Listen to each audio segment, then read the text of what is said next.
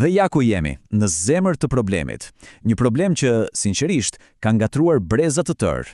Nga njëra anë, dëgjojmë se janë një super ushqim, i mbushur me vlera ushqyese, fantastike. Por, nga ana tjetër, na kanë tmerruar me të verdhën e vezës duke e quajtur një bombë kolesteroli. Pra, cila është e vërteta? Një super ushqim apo një makth? Okej, le të hymë në debatin e madh të vezëve. Si ka mundësi që një ushqim kaq i thjesht dhe i përditshëm u bë kaq kontrovers? Për ta kuptuar duhet të kthehemi pak pas në kohë.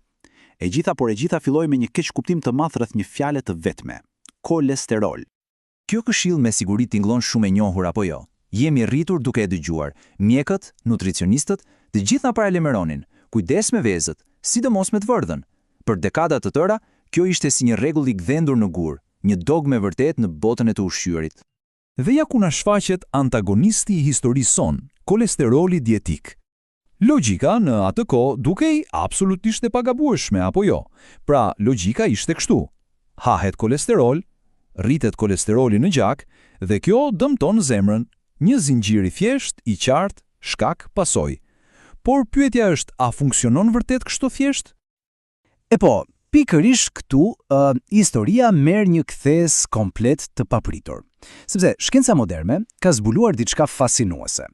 Marrëdhënia midis kolesterolit që ham dhe atij që qarkullon në gjakun ton është shumë më komplekse nga sa mendohej. Tani, le të zhytemi pak më thellë dhe të shohim se çfarë ndodh vërtet brenda trupit. Dhe ta imagjinojmë këtë si një termostat inteligjent. Trupi ynë, dhe veçanërisht mëlçia, është një fabrik e vërtet kolesteroli, prodhon sasi të mëdha çdo ditë. Tani, çfarë ndodh kur ham ushqime me kolesterol, si për shembull një vezë? E po, mëlçia jonë e zgjuar thjesht e ul prodhimin e vet. Është një sistem i mahnitshëm vetrregullimi. Në thelb, trupi e di se si ta mbaj vet ekuilibrin. Mirë, por duhet të jemi të saktë. Kjo nuk do të thotë që të gjithë reagojnë njësoj. Për shumicën dërmuese të njerëzve, pra për pjesën më të madhe të popullsisë, ngrënia e vezëve nuk ka absolutisht asnjë ndikim në nivelet e kolesterolit të keq, pra aty LDL. Pastaj kemi një pakicë të vogël njerëzish që për shkake gjenetike mund të kenë një reagim pak më të fortë, një rritje të lehtë, por edhe në këto raste shkencëtarët ende debatojnë nëse kjo rritje e vogël lidhet realisht me rrezikun për sëmundje të zemrës. Pra, me gjithë këtë mal me prova të reja, ishte thjesht çështje kohe para se rekomandimet zyrtare të ndryshonin. Dhe ndryshuan, le të shohim se si shkenca e re e përditësoi librin e rregullave. Shikoni pak këtë evolucion. Për dekada të tëra, mesazhi ishte kufizime të rrepta. Pastaj vjen viti 2015 dhe ndodh diçka vërtet e madhe. Udhëzimet zyrtare dietike në SHBA e heqin plotësisht limitin për kolesterolin.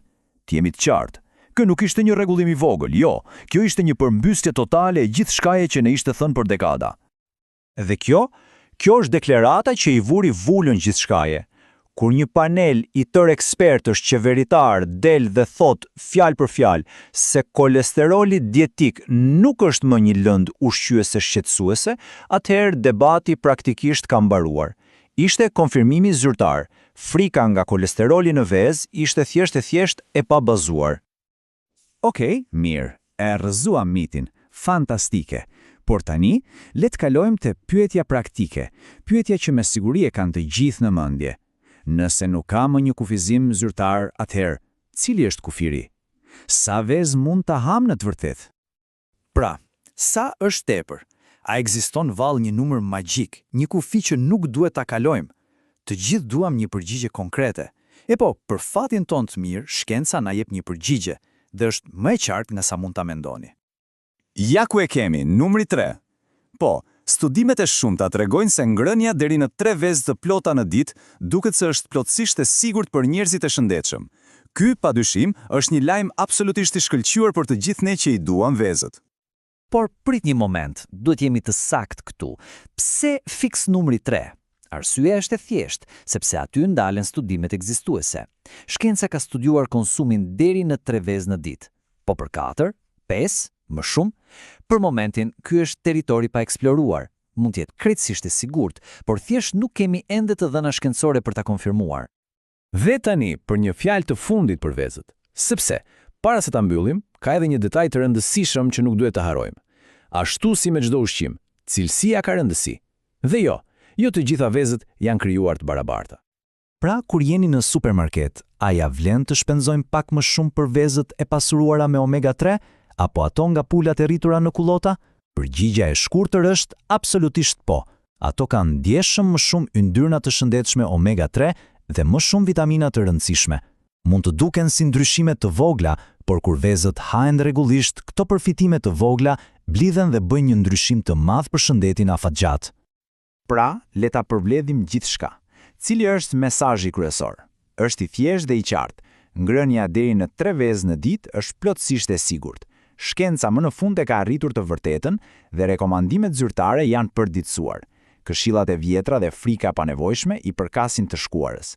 Është koha të shijojmë vezët pas një pikë faji. Dhe gjithë kjo histori na lë me një mendim mjaft provokues. Rasti i vezëve na mëson një leksion të madh.